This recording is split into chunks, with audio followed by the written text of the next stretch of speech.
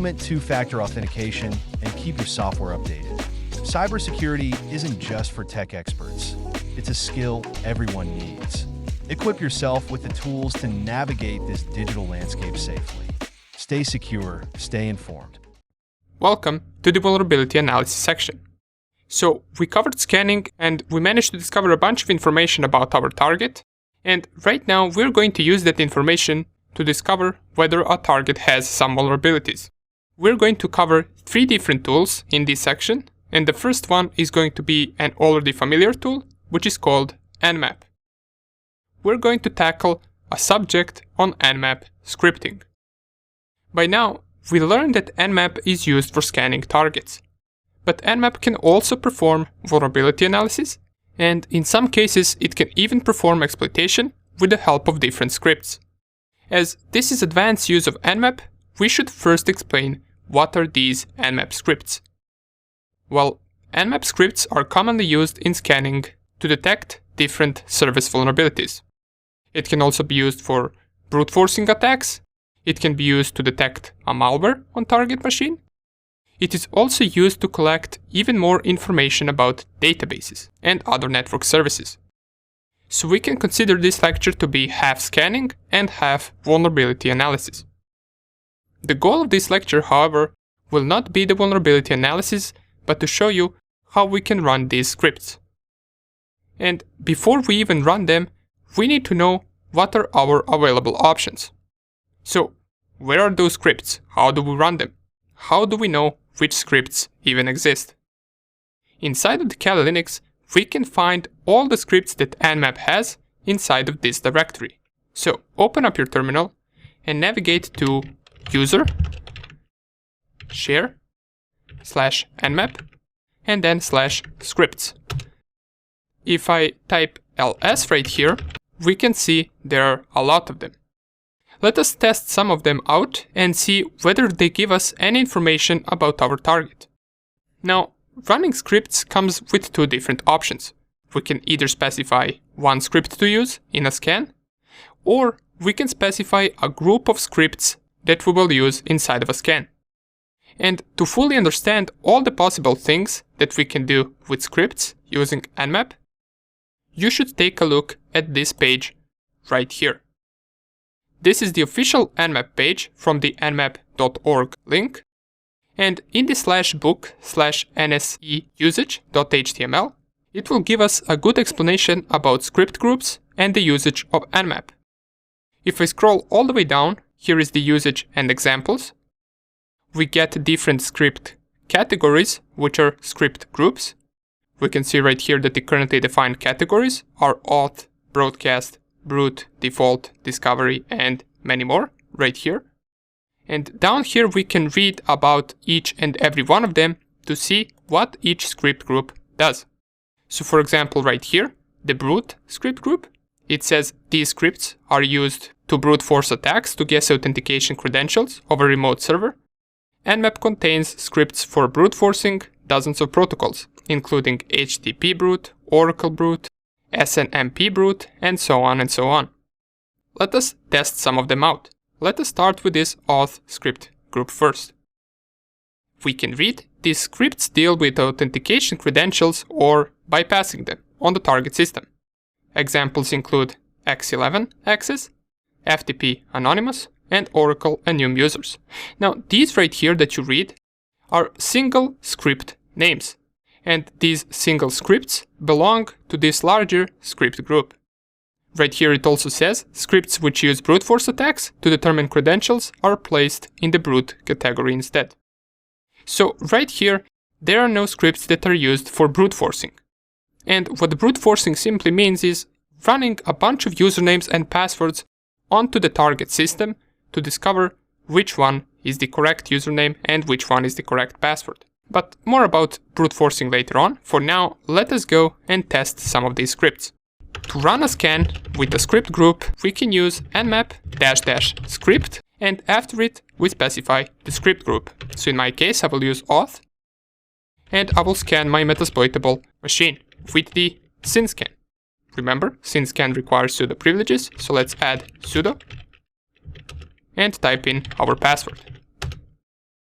as soon as it finishes, we're going to see whether this auth script group discovered any useful information for us regarding vulnerabilities.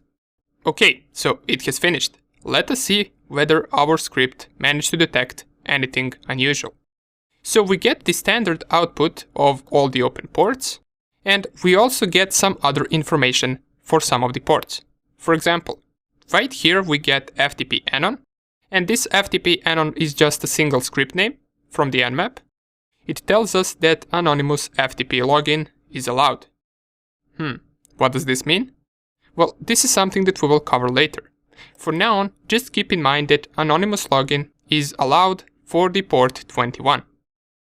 Under the SSH port, we get which authentication methods are supported, right here. Down here we get information for the SQL port. It tells us that root account has empty password. This can also be very useful for us. And right here we can see Tomcat, Tomcat. What does this mean? Well, this looks like a default Tomcat credentials. And if I go down here, it tells us post-scan script results. It says that this is a valid credential for Tomcat. It is for the service running on this port. Let us check this out. This might be the first vulnerability that we find. To check whether this is correct, we can go and open up Firefox. And we're going to make a connection to our Metasploitable on this port right here. So just find out the IP address of your Metasploitable, and if you scanned it right now, you already know it. So for me, it is 192.168.1.6. And to make a connection to a port, I will type 2 dots and then the port number. In my case, what seems to be a vulnerability is found on this port. So let's copy the port, and I will paste it right here. Oops. It seems that it only pasted the port. Let me just retype this and type the port like this. So 8180, and then visit this.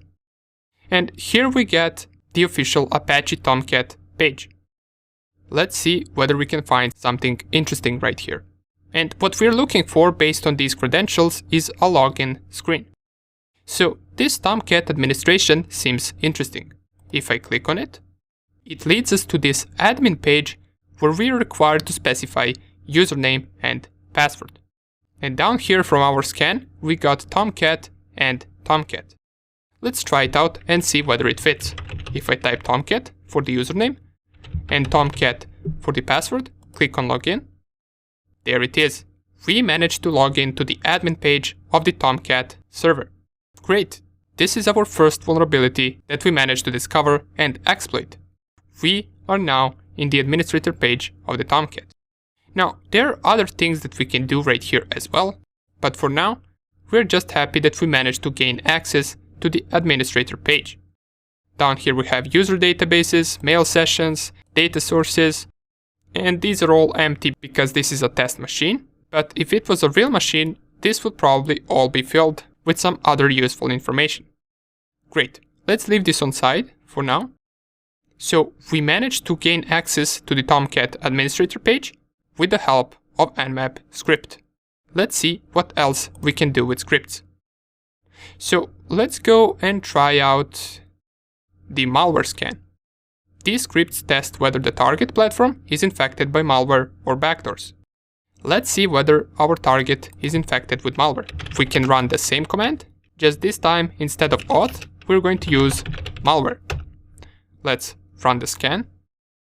And let me Control-C this just so we can make this faster. I'm going to use the -F option to scan only 100 ports and not 1000 ports. And it doesn't seem to find any malware right here. But what you can do with this scan, you can wait for us to first exploit the Metasploitable in the next section, and then test this scan once again to see whether you can notice any backdoors that we uploaded that are making connection to our Cal Linux machine. For now, it doesn't seem to give us any result for the first 100 ports. Let's try another scan. We're going to use right now the banner script group. And what banners are simply what the open port will give us as the information once we connect to it. Banners usually hold information disclosure, and by information disclosure they can give us the exact version of the software running on an open port. And we can see the scan has finished, and we get the banner, which holds the version for the FTP. We get the banner for the SSH that also holds the version, and this is something similar for the version scan that we covered in Nmap. Now, sometimes banner will look something like this, and this is something that we cannot read. But I will show you in the exploitation section that this telnet port is one of the easiest ports to exploit and gain access to Metasploitable. And we are going to do this over banner. For now, it seems that we cannot even read this banner, but later we're going to use the exact same banner for telnet to gain access to the Metasploitable. Let's check out another scan. Let's try this scan group, and this scan group is called exploit. And while it runs, if I go right here and try to find that scan group, it tells us that the scripts that belong to this exploit scan group aim to actively exploit some vulnerability. Here are some of the examples of the script names that belong to the group. So this script group will actually try to exploit if it finds a vulnerability. Let's see whether it finished, and it did finish. Right here we can see port 80. Spidering limited to this found the following possible CSRF vulnerabilities. So here are the possible vulnerabilities that it found for this specific vulnerability. And from now on, don't worry about this type of vulnerabilities for the HTTP port we are going to cover in the website penetration testing section. For now, we're just taking a look at how we can discover them using vulnerability analysis. Let's go all the way up. And for the FTP port, it tells us right here that the port is vulnerable. It is running this version, and it seems that it managed to exploit it, as it says right here, vulnerable and exploitable. And right here we get the exploit results. The Nmap script ran this command, and it actually managed to get the root account on the target machine. So we found another vulnerability. Here is the FTP port that is exploitable. Now, we don't really know how to exploit it yet, but for now, with the help of scripts and vulnerability analysis, we know that this right here is exploitable. And in the exploitation section, we're going to see exactly how we can gain access and perform the same thing that the Nmap performed right here. Now, under these IDs, you will see this name right here. Now, get used to these type of names. This is how different vulnerabilities are labeled. This 2011 is a year when the vulnerability occurred. Okay, great. But these are just some of the script groups that we can run. Of course, we're not going to be running all of them in this video, since as you see right here, there is a lot of them. You can test them out and see what each and every one of them do. But for now, let us just see how we can run one script. We saw how we can run script groups, but sometimes you will only want to run a single script. And we already know that scripts are located inside of this directory, right here. And there is a lot of them. Let's go all the way up and try to find some cool script. This one seems interesting. Firewall bypass. And this .nse is just the extension for the scripts. And by the way, do not blindly run these scripts. What you can do to check out what exactly a certain script does is you can copy its name and then run the command sudo nmap --script -help and then the name of the script.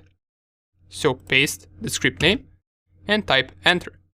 It will tell us that this particular script detects a vulnerability in NetFilter and other firewalls that use helpers to dynamically open ports for protocols such as FTP and SIP. Right here it also tells us how the script works. So the script works by spoofing a packet from the target server, asking for opening a related connection to a target port.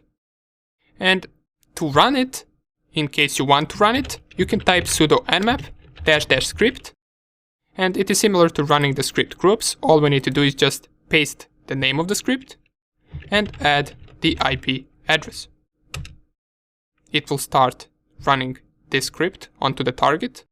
And for now it seems that we got the exact same output of a normal Nmap scan. Usually you will get this output. That means the script didn't work. So since this one didn't seem to give any output, let's try another one. Let's try the one that we already know will give us an output. And that one is ftp anon.nse. And remember when we ran one of the script groups? This script gave us the output for the FTP port, telling us that anonymous FTP login is allowed. Let's see whether we get the same result right now.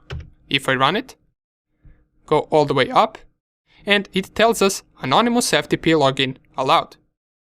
And I already told you that FTP anonymous login means that you can use anonymous username and a random password to log into the FTP. Let's see whether it will work. Let's just test it out. We are curious. We want to see what does this anonymous FTP login mean. To do that, we're going to connect to a target using FTP. So you just type FTP and then the IP address of the target machine, in our case of the Metasploitable, press enter, and right here it will ask us for the name. Let's type anonymous, and let's type the password. Here you can type anything you want. In my case I will just type password 123 and press enter, and here it is. Login successful. Remote system type is Unix. And now we can use the help command to see what are our available options inside of this FTP server. So we can run these commands right here. Great, it seems that FTP anonymous login is indeed allowed. But once again, more about FTP and the FTP vulnerabilities that we discovered in the exploitation section. For now, we managed to find out about some potential vulnerabilities, such as the Tomcat administrator login. The FTP port 21 showed to also be vulnerable. Remember when we ran the exploit script group, it told us that it is exploitable. But let's also see what else we can find using other vulnerability analysis tools. Welcome back. And in this video, I want to show you something that you will do every time you perform a penetration test. I want to show you how to manually search for vulnerabilities. And this is something that you will do a lot. You will use this more than any other tool that we covered. So what manual vulnerability analysis is us simply Googling the vulnerabilities. For example, suppose we are attacking a target, and right here I just performed the version scan for the Metasploitable. Imagine Metasploitable is our target, and we just performed this version scan. We got these different ports open and different versions. How do we know if they are vulnerable without using any tool? Well, what we can do is we can copy the name of the version that is running on an open port, then go to Google and just paste that name and add exploit. And here it is. We're already getting some response back. Python exploit for this version, which is the exact version that our Metasploitable has. vsftpd, the exact version that we have. Backdoor command execution. And what you would do is you would just go to these links and try to find the exploit for it.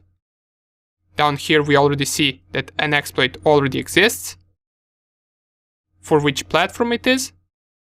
We can see right here the source code if we want to. And here it is.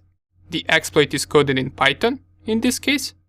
And this is how you would do most of your vulnerability analysis. We also get the module options, and what these module options are is something that we will cover in the exploitation section. This is how we can exploit the target using tools. We're going to cover that shortly. For now on, this is the way that you can find out how to exploit the target. You just go through a bunch of links and see whether someone already came up with the exploit for that specific version. In this case, for the vsftpd 2.3.4 version.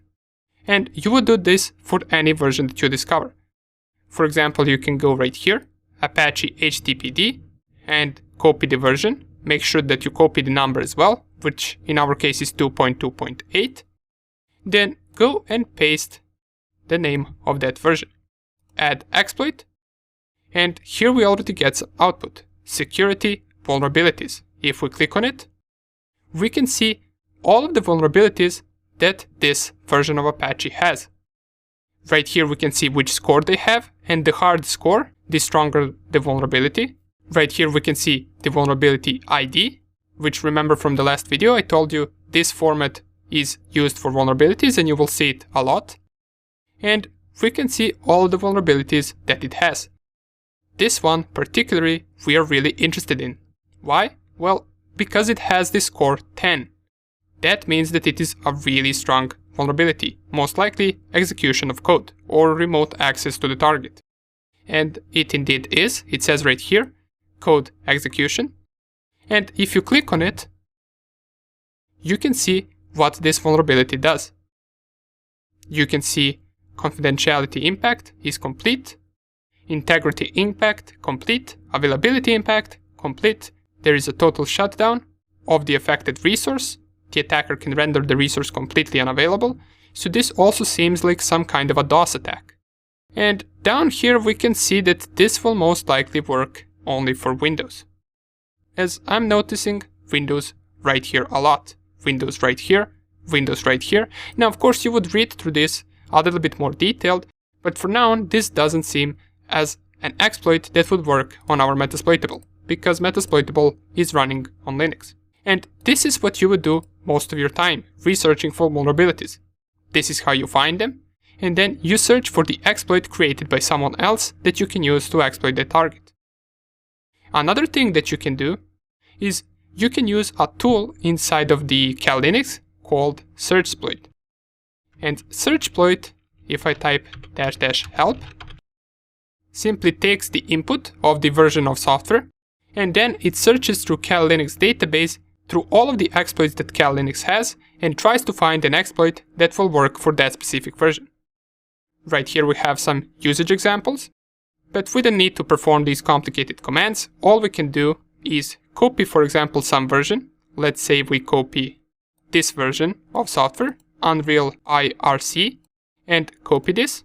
And what we can do once we copy that version is type SearchSploit and then paste the version name.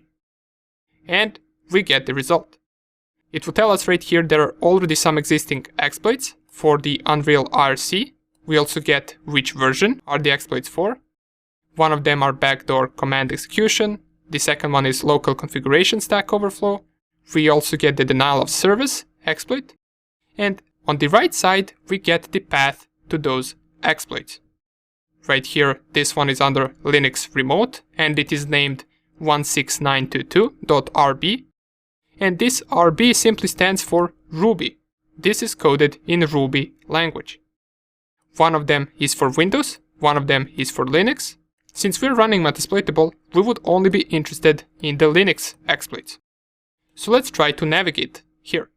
How we can find this exploit? Well, we can copy the name of the exploit and use locate command to find where exactly this exploit is located on our machine. And it is in this path right here. So you can copy to this directory, cd, and then paste the directory name. And if I were to nano 16922.rb, this will open an exploit that we would use to attack that Unreal IRC open port. As we can see, it also tells us that this is a backdoor program.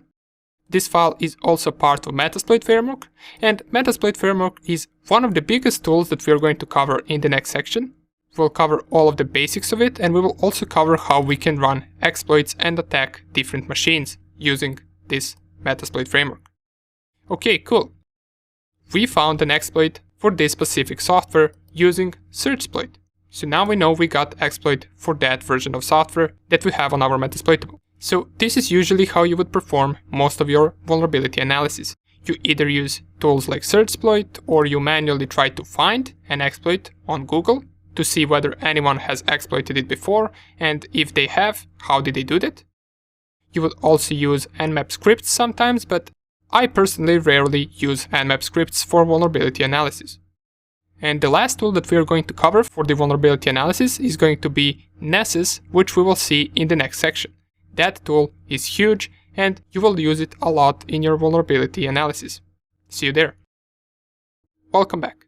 In this video, we're going to see how we can install a really useful tool for vulnerability analysis. Probably one of the best tools that perform this process automatically. It is very easy to use, and this tool is called Nessus. To get it running, we must first download and install it. So to do that, open up your Firefox, and in the search bar, we can type Nessus. If we scroll down to this tenable link that says Download Nessus Vulnerability Assessment, we can click on it, and right here we're going to see two different versions of Nessus that we can download. We can get the free version that allows us to scan up to 16 IP addresses, and by the way, this Nessus Essentials will only allow us to scan inside of the network. You will not be able to scan external IP addresses using this. However, you will get high speed, in-depth assessment, free training and guidance, and support via Tenable community. Once you start performing real-life penetration tests, and you start scanning different companies, their networks, and so on, this Nessus Professional option will be really useful for you. It tells you right here you get unlimited assessments, you can scan unlimited IP addresses, you can use it anywhere, you get live results, configuration assessments, bunch of different things, but it also comes with a really expensive price. However, this is something that pays off once you perform real-life penetration tests. Okay, right now we're interested in the free version, so let us click Download on the Nessus Essentials. So you can choose to register right here, or what else we can do is we can type Nessus download and download it straight away to our Cal Linux. We can click right here, Download Nessus Tenable, and right here we are going to see different Nessus versions. In this case, since I'm running Cal Linux 64-bit, I'm interested in this Nessus Debian AMD 64. If I click on it, click on I agree, it will ask me whether I want to open or save the file. I want to save it, and it will download the file inside of my downloads directory. It will finish in just a few seconds. Here it is done, so let's click on this button right here. It will open our downloads directory, and once it opens up, we can lower this page right here and open terminal inside of the downloads directory. To install this, we can run sudo dpkg, which stands for dpackage, and then -i, which stands for install, and we can type the name of the Nessus. What you can do is you can just type capital N and then tab it to autocomplete it. Then press enter. It will ask me for the password. I will input it right here, and it will complete the installation process for us. Here it is, it finished in just a few seconds, and it tells us right here that we can start Nessus Scanner by typing this command. So let's just copy it right here. Let's run it, paste clipboard. Oh, we need to run it with user privileges, so let's type sudo and then paste the command. And it will tell us starting Nessus. Now, to go to Nessus, you need to copy this link right here. Copy the link, go to Firefox, open another page, we can close these two pages, and we can paste and go to that link. Let me enlarge this, and it will tell us potential security risk ahead. We don't really care about this, we know there is no risk right here, so click on Advanced and go down here, accept the risk and continue. Click on that, and this will start compiling plugins. This will take a few seconds, and soon it will ask us which version of Nessus we want to install, and we will also need to provide some additional information, such as email address and usernames and passwords. Here it is. Right here specify Nessus Essentials and click on Continue. Right here you will need to provide the first name, the last name, and the valid email address. Now, in case you don't use a valid one, you will not be able to use Nessus because it will send you the activation code to the email address that you specify right here. Now, since I already have an account, I will just skip this, and I will go and type my activation code right here. You should get this same window and the same question asked as soon as you specify the email address and the first and last name. Then you go to your email, find the activation code and type it in right here. Once you type your activation code, click on Continue. username and password. I will set right here Mr. Hacker, which is my username, and I will type in my password. It will ask you to set up your own username and to set up your own password. You can use whatever you want. After it, click on Submit. It will tell me setup is complete, and now it will start the true preparation for Nessus. This process right here will take some time. And by some time, I think it might take even up to 30 or 14 minutes. So just take a small break until all of this is over, and we're going to continue with Nessus in the next video. Okay, that was loading for over an hour. But it is finally over, so we're ready to explore the Nessus tool. It is pretty simple to use. Your page should be blank since you haven't performed any scan yet. So we can click right here on this X button, just to see better this page. And all we want to do from here is go to the New Scan button. Right here, we will see all of the available options that we can do for our scans. So we got Basic Network Scan, as it says a full system scan suitable for any host. We got the Advanced Scan, Configure a Scan without using any recommendations.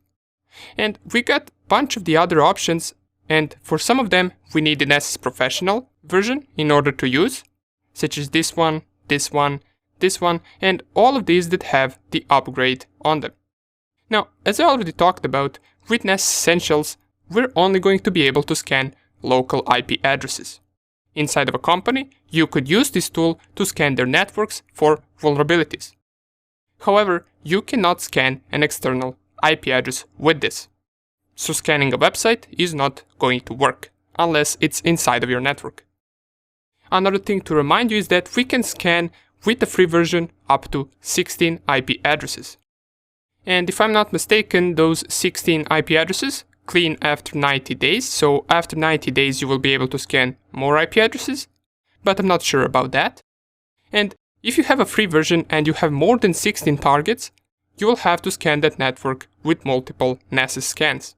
So, scanning big enterprise networks for big companies will require Nessus Professional version.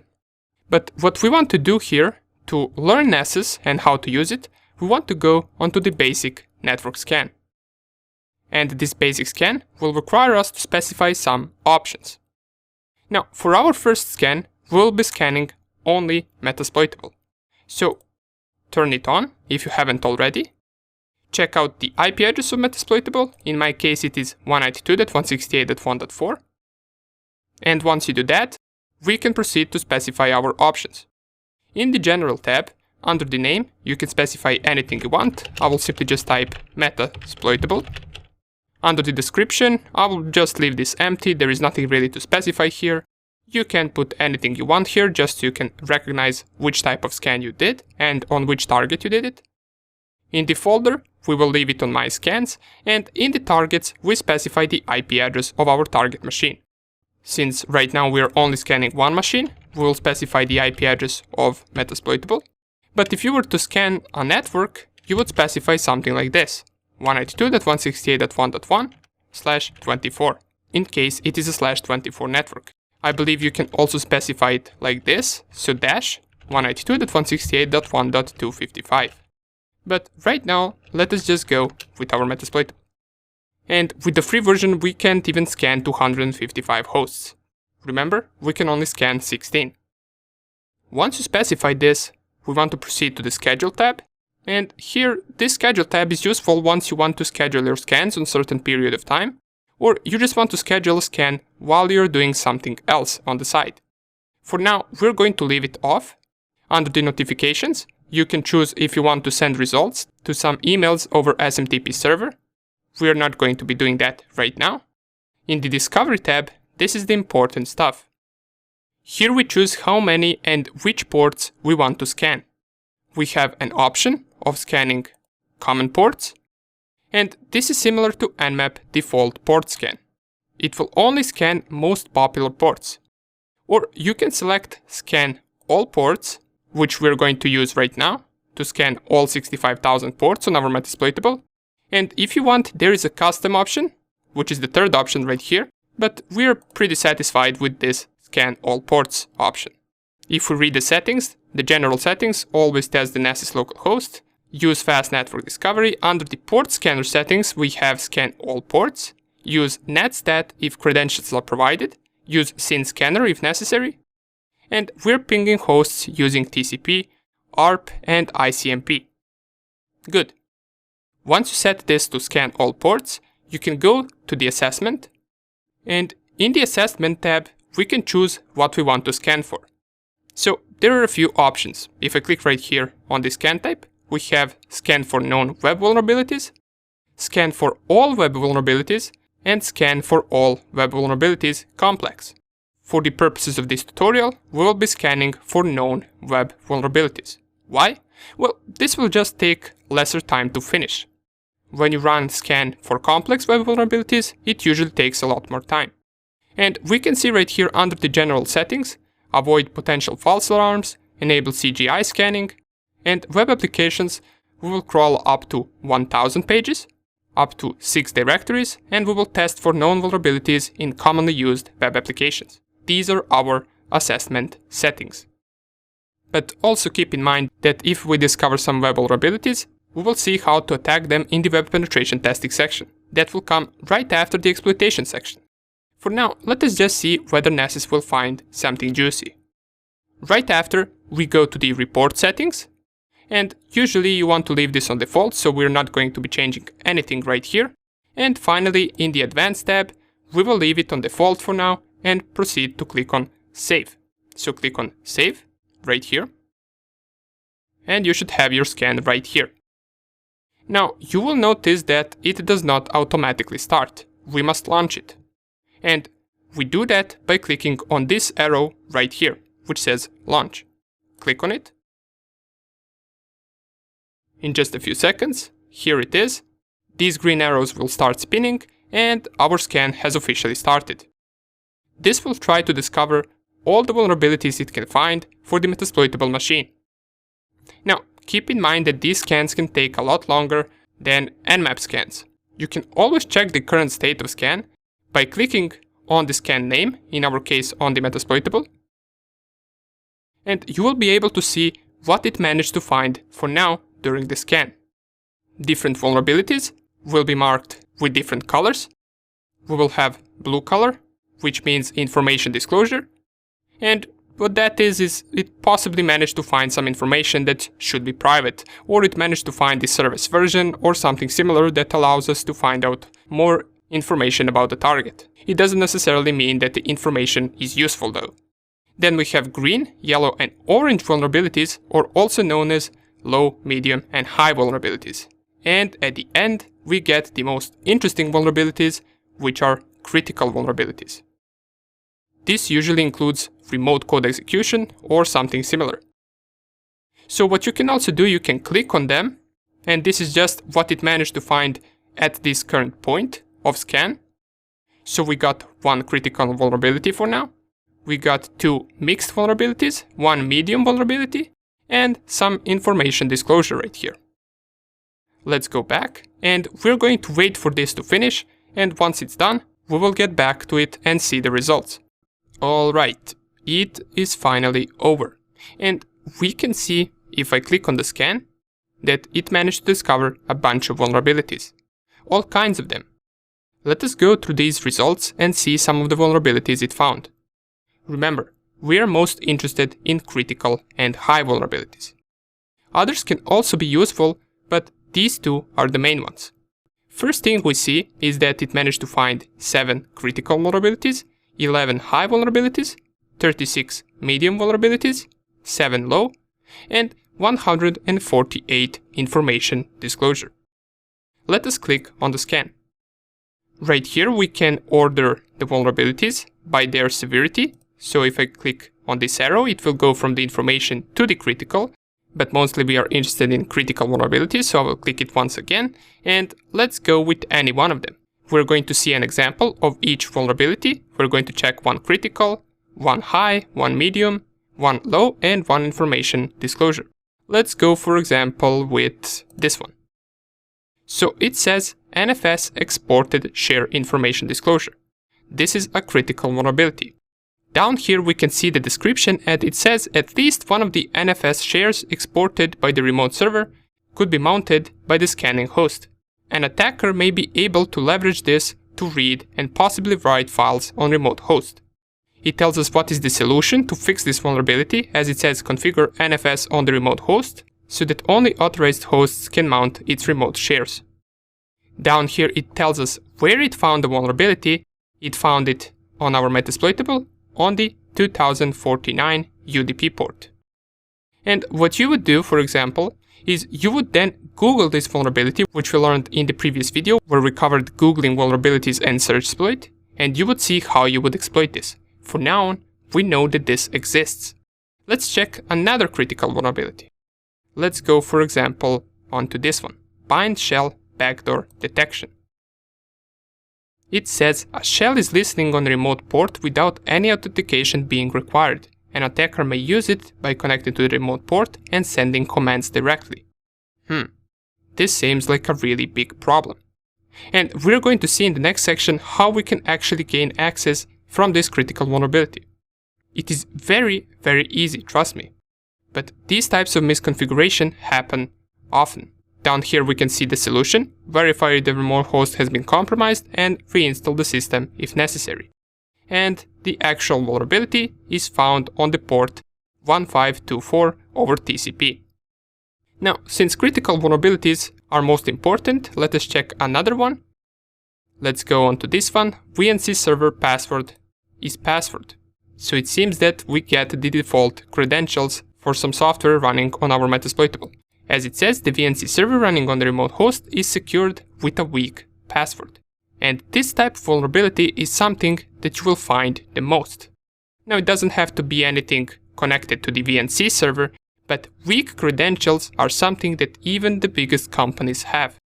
And you can have all the security in the world, but if your password is weak, none of that security will matter. Down here we see the Nessus logged in using a password. And what port was it on? It was port 5900 over TCP. So we will see how we can exploit all of this, but let us also check out some other vulnerabilities as well. Apache Tomcat AGP connector request injection. Let's click on it. This seems to be a high vulnerability, and it tells us a file read inclusion vulnerability was found in AGP connector. A remote unauthenticated attacker could exploit this vulnerability to read web application files from a vulnerable server. It tells us that the solution is to actually upgrade the Tomcat server to the newer version. And down here it tells us over which port did it find the vulnerability, which is port 8009.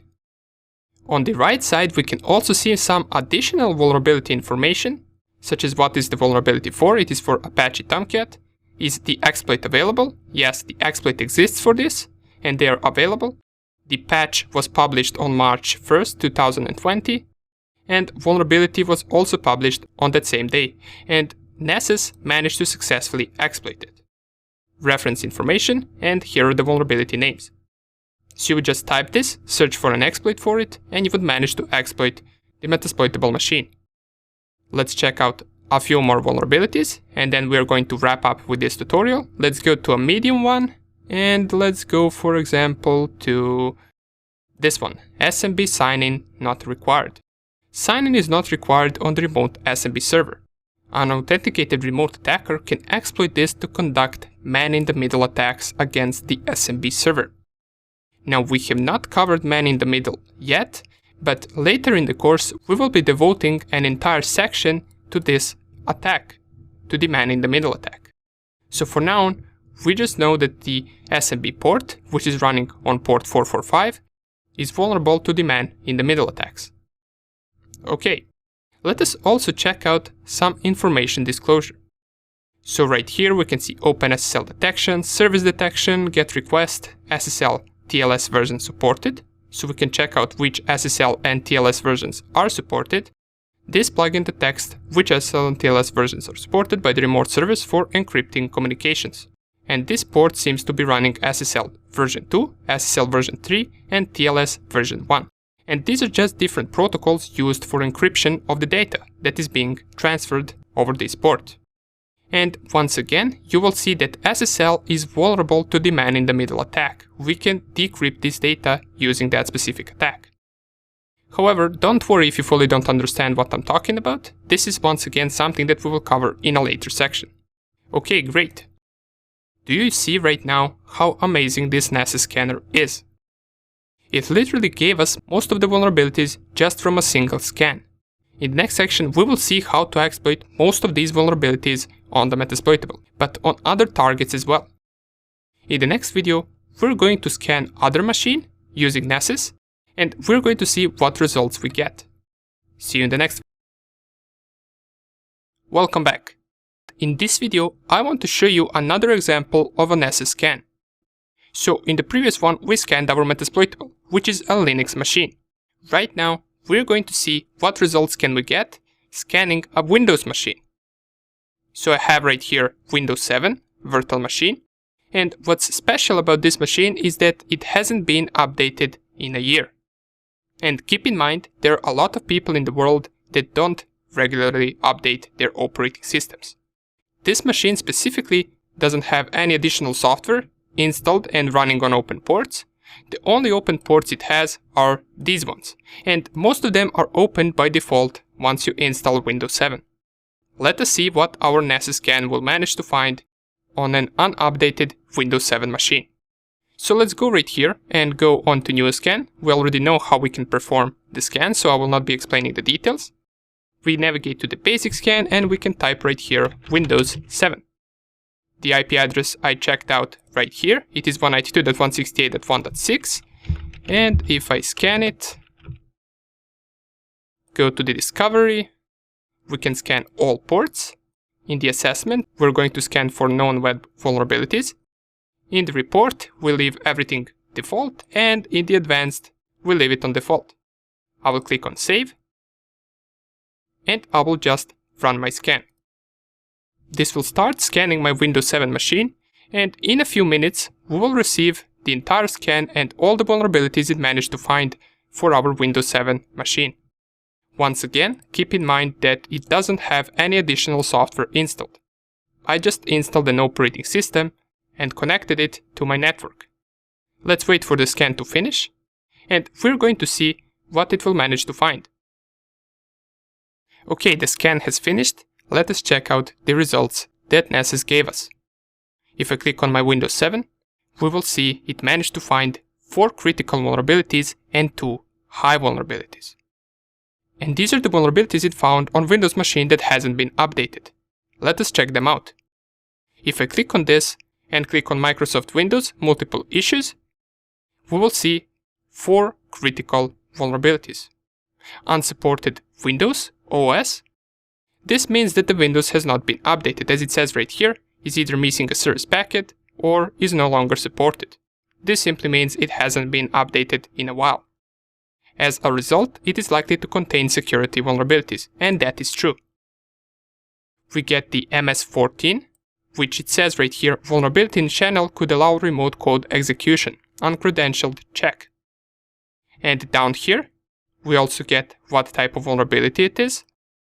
So we could just search for that vulnerability, search for an exploit, and gain access to our Windows 7 machine. We also get this RDP, RCE, or also known as the Blue Keep attack. And as you can see right here, this attack is relatively new. It is from 2019. So for example, if there was anyone running Windows 7 that hasn't updated their machine since 2019, they are vulnerable to this attack. This attack exploits Remote Desktop Protocol, which is running over the port 3389. Cool, right? We managed to discover vulnerabilities and critical vulnerabilities for the Windows 7 machine. This Nessus tool is really amazing. However, there are also some vulnerabilities that it didn't manage to find. And I'm talking about really high vulnerabilities. So it is finally time. In the next section, we're going to see how we can exploit a bunch of these vulnerabilities, how we can gain access to the target, steal information from the target. We will see also how we can maintain access on the target, and we will see how we can cover our tracks. See you in the exploitation section. Alright, let us cool down for a second. we have finished everything we could to gather information about our target. We performed information gathering and port scanning. We know which ports our target has open. We also know which softwares are running on those open ports and what operating system does our target have. Then we performed vulnerability analysis using different tools like Nessus and Nmap. One reminder that the best vulnerability analysis you can perform is you Googling, since some tools might fail to find vulnerability. It might not be in their database, but if you find out a version of a software and you Google it, if that software is vulnerable, it will most likely come up in some page. Now it is time to get our hands dirty. In the next video, we're going to see how we can exploit our Metasploitable machine and gain access to it. And we will also be attacking some other machines as well. All of these previous steps led to this final moment: hacking the target. Take a break if you need, and once you are ready, I will see you in the next section.